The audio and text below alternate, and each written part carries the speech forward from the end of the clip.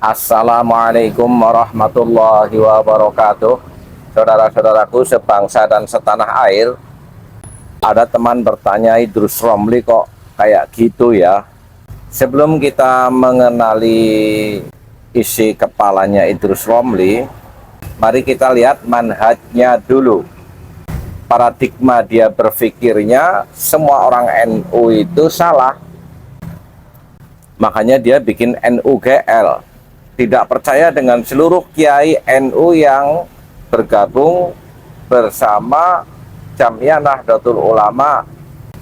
Sehingga nggak heran kalau terus dia ngatain Kiai Haji Imaduddin Utsman sebagai orang dungu. Karena cara pandangnya seluruh kiai yang berkumpul di Jamiah Nahdlatul Ulama dianggap salah semua. Sehingga dia bikin NUGL. Tapi ternyata GL juga akhirnya otak dia.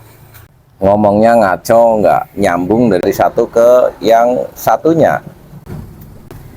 Salah satu hal yang paling parah, dia menganalogikan isbat Robitoh Alawiyah yang dibikin oleh penjajah kafir Belanda dengan Rasulullah SAW yang mengisbat tentang kasus rodoah dan penetapan nasab seseorang karena kebetulan warna kulitnya berbeda. Robitoh Alawiyah bersandar ke sakron, menetapkan orang yang 550 tahun sebelum dia hidup sebagai, dianggapnya Ubaidillah itu putra Ahmad bin Isa.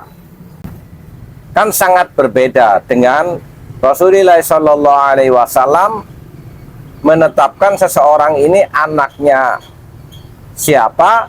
Di situ ada suami istri dan anaknya yang sah melalui syariat. Hanya ada keraguan ini anak siapa, karena sekedar warna kulitnya berbeda. Lalu menganalogikan dengan sekawanan onta yang di situ kebetulan ada warnanya berbeda juga, dan si pemilik peternakan onta ketika ditanya kenapa ini kok warnanya beda, dia menjawab mungkin gen leluhurnya itu ada yang berwarna coklat. Itu kan isyarah untuk DNA. Rasulullah SAW menetapkan dalam kasus yang dihadapinya satu zaman, tapi sakron menetapkan orang yang hidup 550 tahun sebelum dia lahir. Yang kedua, kalau Nabi Muhammad SAW pasti benar karena dibimbing oleh wahyu, selalu didampingi oleh malaikat Jibril di dalam menentukan sesuatu. Sementara Habib Sakron itu kan orang biasa. Apalagi kalau merujuk kepada Robitoh Alawiyah, itu bentukan orang-orang klan Yaman yang dijadikan antek-antek penjajah Belanda kafir. Lalu membentuk Robitoh Alawiyah, menetapkan klan Ba'alawi ini mengaku sebagai keturunan Nabi Muhammad SAW. Jadi nggak apple to apple bahasa sekarangnya. Tapi memang begitulah. Manhaj dia sudah menganggap semua kiai yang bergabung di dalam Nahdlatul Ulama itu sudah salah semua. Jadi apapun pendapat Kiai Haji Imaduddin Utsman akan dipersalahkan dengan membangun retorika atau narasi-narasi pembenaran yang itu sangat berbahaya. Lebih jauh lagi, dia mengatakan Rasulullah SAW menolak penelitian. Bukankah ketika Rasulullah SAW mengkiaskan ada sebuah peternakan onta yang kebetulan di situ ada satu onta yang berwarna lain, itu juga dijadikannya sebagai pembanding daripada kebetulan ada seorang suami istri yang memiliki anak dan warna kulitnya berbeda dengan ayahnya. itu kan sebuah basis penelitian. Jadi sangat ngawur sekali kalau mengatakan Rasulullah SAW itu menolak penelitian. Atau memang karena sudah GL itu ya nggak paham penelitian itu apa.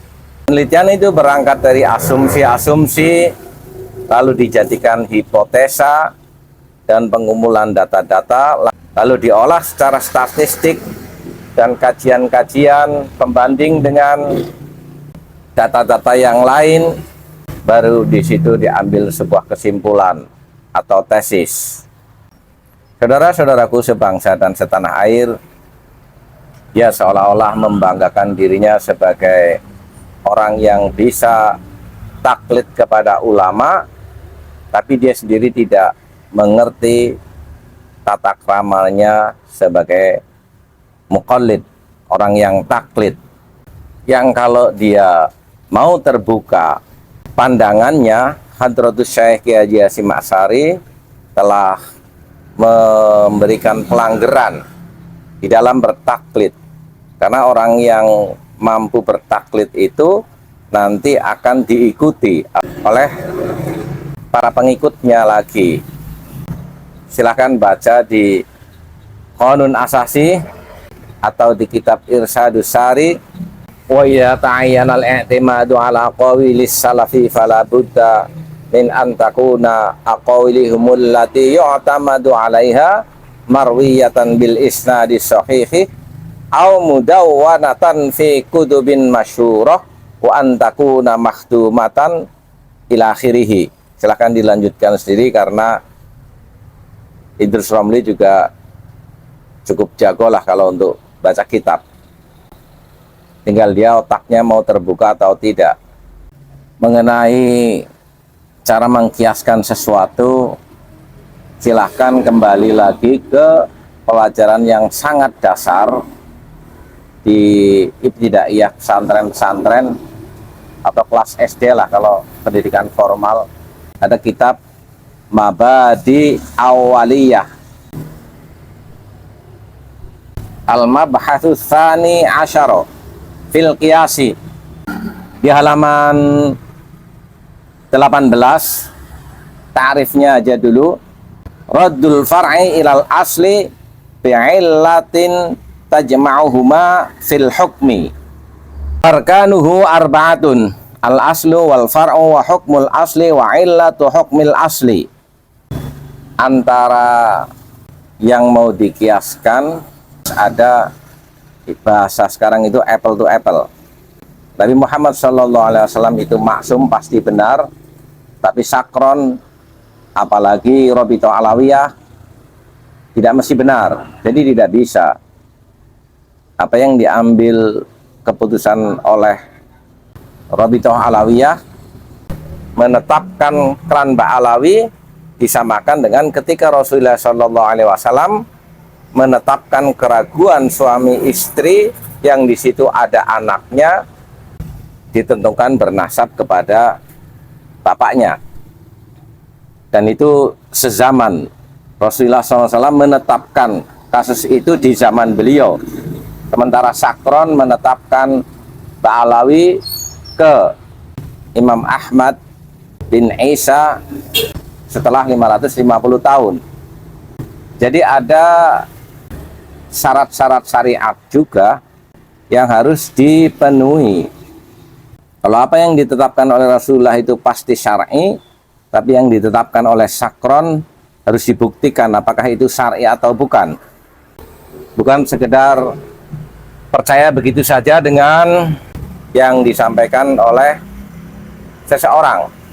Tapi sekali lagi, karena emang manhaj Idrus Romli itu sudah negatif, sehingga apapun yang dilakukan oleh seluruh kiai-kiai NU dianggapnya dungu. Sekali lagi, sampai dia dan Buya Yahya membuat NUGL karena menganggap seluruh kiai di Nusantara ini sebagai orang-orang yang salah, maka dia membuat NU tandingan. Bersiaplah. Walafu minkum. Wassalamualaikum warahmatullahi wabarakatuh.